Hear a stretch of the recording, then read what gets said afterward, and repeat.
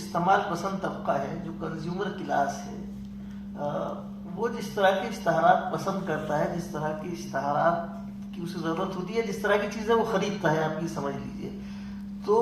اس کے لیے کیا اردو میں وہ صارفی مزاج موجود ہے؟ مثال آپ یہ لے لیجئے، بہت آسان ہوگا آپ کے لیے، کہ جو ہمدرد دواخانہ، چونکہ اب اس کو ماننے میں کوئی میرے خیال میں وہ نہیں تکلف ہونا چاہیے کہ اردو اور مسلمان کو ٹرمینس ہیں. آپ ہمدرد دواخانے کے اشتہارات کا پیٹرن دیکھ لیجئے کہ وہ اردو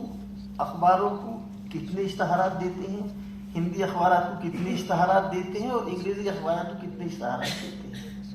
پھر آپ یہ پیٹرن اگر ان کا دیکھیں تو آپ کو پتہ چلے گا کہ سب سے زیادہ جو وہ اشتہارات دیتے ہیں وہ روح افزا کے ہوتے ہیں، اس لیے کہ جو انگریزی اور ہندی جاننے والا طبقہ ہے وہ ان کا کنزیومر کلاس ہے. تو یہ ہیں، اور ایسی بہت ساری مثالیں ہیں. لیکن آپ اردو کی کسی بھی زمانے کی صحافت کو اگر اس زمانے سے نہیں جوڑیں گے،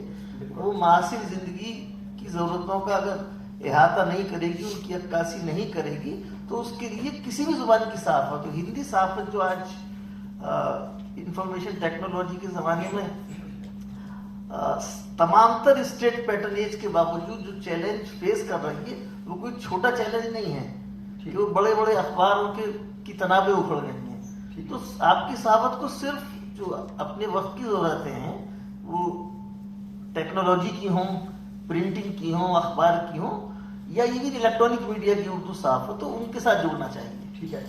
شکیل حسن شمسی صاحب، ایک چھوٹا سوال یہ ہے اور میری طرف سے بھی، اور اسی سے ہم جوڑ کر کے اس کو آگے بڑھیں گے.